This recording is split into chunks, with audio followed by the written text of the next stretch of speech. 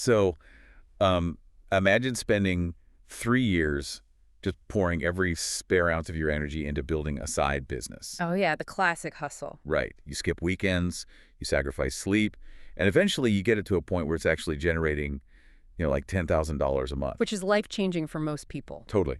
You feel like you finally made it, and then you wake up on a random Tuesday, check your phone, and find out that an algorithm updated overnight. Yep. Your traffic is just gone. Your revenue is at zero, and you realize you have effectively been fired from the company you thought you owned.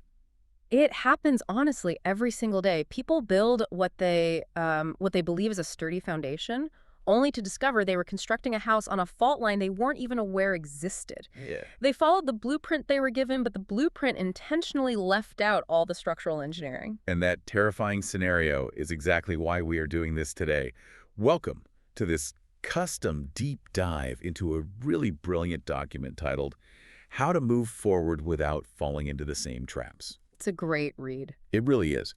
Our mission for this session is to figure out why so many genuinely smart, hardworking people get completely stuck, or worse, devastated, when trying to build an online income. And more importantly, how to actually break out of that cycle. Yeah, and the source material makes a pretty bold claim right away. It states that most people don't fail at building an independent income because they lack effort or intelligence. Right, it's not a lazy thing. Exactly. They fail because they were never shown the full picture to begin with. Like, the mechanics were purposely hidden from them. Okay, let's unpack this. Yeah. The text refers to this phenomenon as the iceberg problem. Now, I know the iceberg metaphor is a bit of a cliche. Just a little. We all know the tip is visible and the rest is underwater. Yeah. But the author is pointing to something much more structural than just things are hidden, aren't they? Yeah, they are pointing to what actually keeps the tip afloat. When you see a polished guru online making, $10,000 a day, you are seeing the tip of the iceberg. Just the shiny part. Right. It looks clean, simple, reproducible. What you don't see is the 90% underwater. I mean, the massive email list, the complex sales funnels, the team of copywriters, the thousands of dollars spent on failed ad testing. The hidden infrastructure. Exactly. The cliche usually just implies there's more stuff underneath, but the reality the text emphasizes is that the bottom of the iceberg is the structural mass that allows the top to exist at all. You can't just replicate the tip and expect it to float. So to you listening right now, have you ever tried to start a side hustle or an online project and you followed all the rules, you did every single thing the experts told you to do, and yet you still felt like you were missing the secret playbook? Like everyone else was in on a joke that you didn't get. Exactly. Today, we're looking at exactly what you should do once you realize that the standard advice out there is fundamentally incomplete. And seeing that underlying mass of the iceberg is really only the first step. The psychological danger actually happens in the moments after you realize the advice you've been following is incomplete. Oh, because how you react to that realization dictates everything that happens next. Exactly. So when people realize the advice iceberg is hiding this messy, complicated reality, the natural human instinct is to pull back. The text says they become highly cautious, they hesitate, and they start second-guessing every new piece of information. They put their guard up. I mean, they've been burned by a system that promised them easy results, so they decide to tread much more carefully going forward. I have to push back on the author's logic here, though. Okay, let's hear it.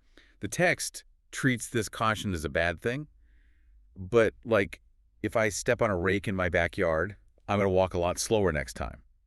Isn't caution a survival mechanism? Right. If you know the waters are full of icebergs, Yeah. shouldn't looking for a better system or a more transparent guru be the logical, smart next step? It feels incredibly logical. But walking slower through a yard full of rakes doesn't help if you are still wearing a blindfold. That's a good point. Getting cautious usually just leads people right back into the exact same cycle, just at a reduced speed. They go back out there looking for a better opportunity, a sleeker system, a more honest-seeming teacher. They want a safer rake to step on. Basically. But the source text points out a critical flaw. They are still asking the fundamentally wrong question. What should I do? That's the one. They are still searching for someone to hand them a map. They are changing the vehicle, but they haven't changed the destination. They're still relying on an external authority to solve an internal problem. Yes. They are just shopping for a nicer-looking iceberg. Wow. Okay, so the true shift isn't about figuring out what to choose next. It's not about finding the perfect platform or the right niche. No, it is about completely rewiring how you decide. And that distinction changes the entire dynamic. It's the difference between asking, what is the answer, and how do I evaluate this information? Right, because if your only filter is asking what to do, you walk right into traps. And as the document points out, these aren't obvious scams, right? We aren't talking about wiring money to a stranger overseas. Not at all. We are talking about the reality of the modern digital landscape. Most people fall into situations that look completely professional. They have sleek interfaces, glowing testimonials, an active community. But they quietly work against the user's long-term interests. Exactly. Let's break down the mechanics of these specific pitfalls mentioned in the source. The first one is what we can call blind systems. This is when you follow a highly structured system step by step without actually comprehending how it generates value. Right. I immediately thought of navigation when I read this. It's like blindly following a GPS. You're making great time, you're taking all the right turns, but if the signal suddenly drops, you have absolutely no idea how to navigate home. Because you don't know the layout of the city at all. Exactly. You are executing without comprehending. So let's say a system tells you to copy a specific template, run an ad to a specific demographic, and collect a commission. You do it, and it works. And you feel incredibly successful. But you haven't actually learned marketing or consumer psychology or offer creation. You've just learned how to push a very specific sequence of buttons. So the moment the ad platform changes its rules, or that specific template gets saturated, you are completely stuck. You have no foundational knowledge to pivot from. You are back to square one, completely reliant on the person who sold you the system to release an updated version for you to buy. Which feeds directly into the second trap building on rented land. The text describes this as investing massive amounts of time and effort into an asset that sits entirely inside someone else's walled garden. And this is perhaps the most devastating trap because it often takes years to realize you're in it. Right. Think about the creator who spends 4 years building an audience of 500,000 followers on a single social media app. Or a seller who builds their entire supply chain through one specific third-party marketplace. They don't own the customer data. They don't have the email addresses. They don't own the distribution channel. So going back to our opening scenario, if that parent company decides to change their algorithm to prioritize a different type of content, or if they just ban the account by mistake, the business evaporates. You wake up and the equity you thought you spent years building simply doesn't exist because you never held the deed to the property. Man. Then there's the third trap, which the author calls the endless treadmill. This is that persistent, exhausting feeling that you are always just one single step away from the breakthrough. Oh, this one is so common. You feel like you're getting closer, but there's always another software tool you must buy, or another mastermind upgrade required to get to the real advanced secrets. Because it creates the illusion of momentum. The treadmill is meticulously designed to keep the user in a state of perpetual preparation. You are moving your legs, sweating, burning calories, but you haven't moved an inch forward in the real world. And reading between the lines of the text, the psychological toll of this treadmill is brutal, because when a blind system fails, or the rented land collapses, or the treadmill exhausts you, who do people blame? Themselves. Yeah. That is the most insidious part of these traps. They internalize the failure. They think, I just didn't hustle hard enough, or I must not be smart enough to figure this out. The sunk cost fallacy takes over. Right. They've invested so much time and money that admitting the system is flawed feels worse than blaming their own work ethic. They don't realize the system was engineered to deflect blame onto the user. Well, if the system was fully transparent about the fact that it only works temporarily, or only works for the first few hundred people who use it, no one would buy it. The game relies on keeping the user dependent. Here's where it gets really interesting. If these digital systems are specifically designed to keep us trapped, then our fundamental motivation for entering this space might be flawed. Yes. The text makes a fascinating assertion, stating, I just want to make money online, is actually a highly dangerous goal. It is dangerous because it lacks any definitive parameters. When your sole objective is making money, your defenses are completely down. You're open to anything. Exactly. You become incredibly vulnerable to hype because almost any tactic, no matter how fragile or unethical, can be packaged as a path to revenue. If my only filter is, will this generate cash quickly? I have zero defense against a slick pitch. I'm not evaluating the risk. I'm just chasing the dopamine hit of a potential payday. You end up optimizing for speed rather than substance. But the text reveals that the real objective you should be optimizing for is entirely different. The true goal isn't money. It's sustainability. It's It sustainability. doesn't sound as flashy as make passive income while you sleep, but it's the actual bedrock. Mm-hmm. So how does a text define what a sustainable online income actually looks like in practice? It defines it through three core pillars. First, it is something you comprehensively understand, meaning you've escaped the blind GPS trap. Okay. Second, it is something you control, meaning you aren't building an empire on rented land.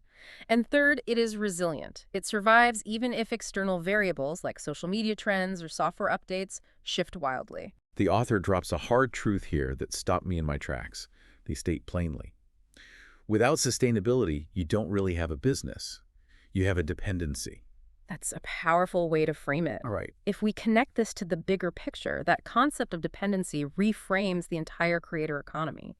If you rely on one algorithm to find your customers, one supplier to source your product, or one guru's exact template to write your sales copy, you are just an unpaid employee of a system you don't own. You are taking on all the entrepreneurial risk with none of the actual security of business ownership. Precisely. So, if true ownership requires sustainability, and we know exactly what traps will strip that away from us, how do we actively put this into practice? We talked earlier about needing to change how we decide. What does that look like when you are sitting at your computer looking at a compelling new opportunity?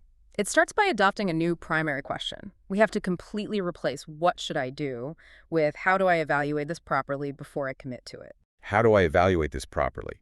It immediately shifts the power dynamic. You aren't a passive consumer hoping to be saved anymore.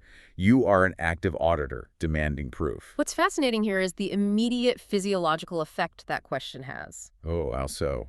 Well, in a digital environment that is constantly using urgency tactics, screaming at you to act now, showing you countdown timers, limiting the seats available, asking "how do I evaluate this?" forces a pause. It breaks the spell. Right. Yeah. It creates just enough mental friction for you to see past the polished promise of the sales page and examine the structural integrity underneath. It's like turning on the fluorescent lights in a nightclub. Suddenly, the illusion is gone and you see exactly what you're dealing with. And the author doesn't just leave us with a vague concept of evaluation. The text provides 4 specific core questions. Let's run through them. Let's apply these practically. Imagine someone is looking at buying a course on building an automated AI-generated newsletter business. It promises easy growth and passive sponsorships.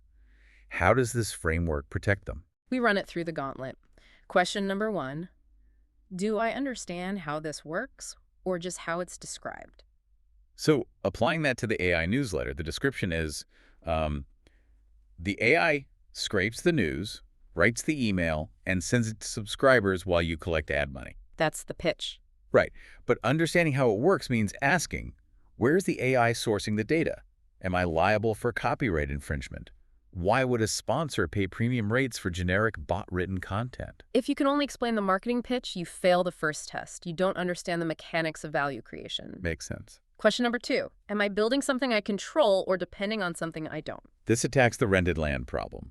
With this newsletter, maybe you own the email list, which is good. Right. But are you entirely dependent on a specific AI platform's API to generate the content? If they change their pricing model tomorrow and suddenly charge 10 times as much per prompt, your entire business model collapses. You've isolated a critical dependency. Yeah. Question number 3, if I stopped tomorrow, would I have anything left? This cuts right to the endless treadmill. If you start paying for Twitter ads to drive traffic to this AI newsletter, does the audience growth flatline instantly? Probably. Right? Do these subscribers actually care about your brand, or are they just clicking clickbait? If you walk away for a month, does the equity remain, or does it vanish into the void? Are you building a durable asset or just a very stressful, fragile hamster wheel? The hamster wheel is real. It is. And finally, question number 4, is there real support or just information? This is huge. We live in an era of infinite free information. I can find a video tutorial on how to set up an AI automation right now. For free. Exactly. So if I'm paying for this system, what happens when the API breaks? When I hit a technical roadblock that isn't covered in the PDF, is there a human expert to help me contextualize the problem? Or am I just dumped into a Discord server with 2,000 other confused buyers? Information is cheap. Transformation and guidance are valuable. If you are just buying a data dump, you aren't building a sustainable path forward. I can hear a listener right now thinking, this sounds like a massive amount of work just to start a side project.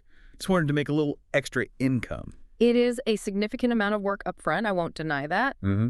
but you have to weigh that against the alternative. Which is? Applying this framework takes a few days of rigorous research. The alternative is spending 3 years building on rented land, running on a treadmill, relying on a blind system, and watching it all collapse overnight. Wow. Doing the hard work of evaluation prevents the devastating work of rebuilding from scratch. So what does this all mean? The text talks about arriving at a pivotal crossroads moment. If you were listening to this right now, digesting these traps in this framework, this is where you were standing. You have 3 distinct options at this crossroads. Option 1, you can let the complexity and the frustration win, stop completely, and walk away from building an independent income. Not ideal. No. Option 2, you can ignore the iceberg, go right back to chasing the shiny new opportunities, and hope the next guru's magic trick is real. Also not recommended. But option 3 is the path the author is fiercely advocating for. A much quieter, highly aware path forward. A path where you refuse to rush, but you also refuse to stay stuck. The most actionable piece of advice the source offers right now is counterintuitive. If you are currently trying to figure out your next direction, do not jump into something new today. Just wait. Do not buy another course. Do not launch a new platform. Step back. Just hit pause. It's worth noting that the author actually provides a simple evaluation tool on their website for this exact purpose. It isn't a shortcut, and it definitely isn't a new system. Right. It's just a diagnostic framework to help you look at your current projects or future ideas clearly. And the absolute key is that it is meant to be used without a ticking clock. Take your time. There is a monumental difference between moving forward blindly and moving forward with clarity. This raises an important question, something we want to leave the listener to chew on long after the session ends. Okay. We've talked extensively about how essential it is to avoid building on rented land and relying on external fragile systems. So ask yourself this. If building true, unshakable sustainability requires owning your systems and avoiding dependencies, what specific skills, knowledge, or assets do you currently possess that are completely independent of any platform, any algorithm, or any software update? If the internet went down tomorrow, what value could you still provide? That is the ultimate metric of independence. We have to stop trying to buy the magician's wand and start learning how to build the stage ourselves. You need to know where the trapdoors are, where you're always going to be the audience, never the architect. Thank you so much for joining us on this deep dive. Take that evaluation framework, ruthlessly apply it to whatever opportunity you're looking at next, and we will catch you on the next one.